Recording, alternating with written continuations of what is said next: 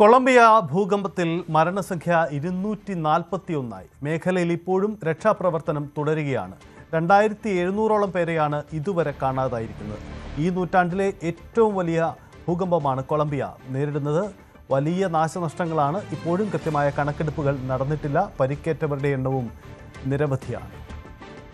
മനു ഭരത്തുണ്ട്. മനു, കൊളംബിയയുടെ നഷ്ടം വളരെ വലുതാണ്. പുതിയ കണക്കെടുപ്പിൽ വരുന്ന വിവരങ്ങൾ എങ്ങനെയാണ്? ഇനിയും എത്ര പേരെ കണ്ടെത്താനുണ്ട്?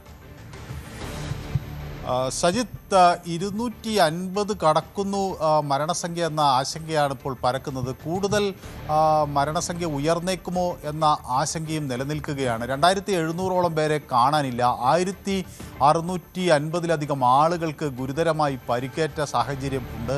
ഏറ്റവും ഒടുവിൽ ഒരു കുഞ്ഞിനെ ഇപ്പോൾ ഈ അവശിഷ്ടങ്ങൾക്കിടയിൽ നിന്ന് രക്ഷപ്പെടുത്തിയെടുക്കാൻ കഴിഞ്ഞു എന്ന ചില ആശ്വാസ ദൃശ്യങ്ങൾ കൂടി കൊളംബിയയിൽ നിന്ന് വരുന്നുണ്ട്. ഏതായാലും കൊളംബിയയുടെ പ്രസിഡന്റ് അബെലാർഡോയെ സംബന്ധിച്ചിടത്തോളം അദ്ദേഹം നേരിടുന്ന ഏറ്റവും വലിയ വെല്ലുവിളി അദ്ദേഹത്തിൻ്റെ ഔദ്യോഗിക ജീവിതത്തിലാണ് എന്ന തരത്തിൽ ഇതിനെ കാണുന്നു. പ്രദേശത്ത് എത്തിയിരിക്കുന്നു. ആർമി അതുപോലെ ഈ സ്നിഫർ നായ്ക്കളെയൊക്കെ ഉപയോഗിച്ചുകൊണ്ട് അവിടെ പരിശോധന നടത്തുകയാണ്. പരമാവധി ആളുകളെ രക്ഷപ്പെടുത്തിയെടുക്കാൻ ഉള്ള ശ്രമമാണ്. ഈ ഭൂകമ്പം ഉണ്ടായതിന് ശേഷം 40 മണിക്കൂറോളം ആകുന്നു. അപ്പോഴും ഇതിനടിയിൽ ആളുകൾ കുടുങ്ങിക്കിടക്കുന്നുണ്ട് എന്ന ആശങ്ക തന്നെയാണ് പടരുന്നത്. 7.4 റിക്ടർ സ്കെയിലിൽ രേഖപ്പെടുത്തിയ ഒരു ഭൂകമ്പമാണ് കൊളംബിയയിൽ ഉണ്ടായത്. കൊളംബിയയ്ക്ക് ഒരുപക്ഷെ പരിചിതമല്ലാത്ത തരത്തിലുള്ള വലിയൊരു ദുരന്തം എന്നാണ് ഇതിന് അവിടെ വിശേഷിപ്പിക്കുകയും ചെയ്യുന്നത്.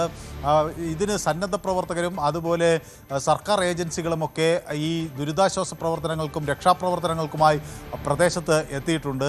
വ്യാപകമായ നാശനഷ്ടം ഉണ്ടായിട്ടുണ്ട്. 2 പ്രധാന പട്ടണങ്ങൾ, പ്രത്യേകിച്ച് കെരേറിയയും അതുപോലെ തന്നെ കാലി പട്ടണത്തിലും ആണ് ഭൂകമ്പം ഏറ്റവും കൂടുതൽ നാശനഷ്ടങ്ങൾ വിതച്ചിട്ടുള്ളത്.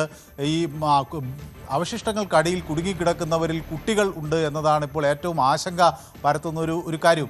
സ്വാഭാവികമായി ഇവരെ കണ്ടെത്താനൊക്കെയുള്ള തീവ്ര ശ്രമം നടത്തുന്നു. ഇനി അവിടെ പകർച്ചവ്യാധികൾ പടർന്നു പിടിക്കാനുള്ള സാധ്യത മുൻകൂട്ടി കണ്ടുകൊണ്ടുള്ള പ്രവർത്തനങ്ങൾ നടത്തുന്നു. അങ്ങോട്ടേക്ക് മരുന്നും രക്ഷാപ്രവർത്തനങ്ങളും എത്തിക്കാനുള്ള വലിയ തയ്യാറെടുപ്പുകളാണ് ഇപ്പോഴും തുടരുന്നത്. സജിത്ത്, കൊളംബിയയുടെ ചിത്രം അതാണ്. അങ്ങേയറ്റത്തെ നാശനഷ്ടത്തിലൂടെയാണ് രാജ്യം കടന്നു പോകുന്നത്. വെല്ലുവിളി ഒട്ടും ചെറുതല്ല എന്നതാണ് സാഹചര്യം. മനോഭരത്ത് വിശദമാക്കുന്ന പോലെ ലോക സാഹചര്യങ്ങളിൽ വലിയ തരത്തിലുള്ള പ്രതിസന്ധി ഉണ്ടാക്കുന്നത് കൂടിയായി കൊളംബിയയിലെ ഭൂചലനം മാറി.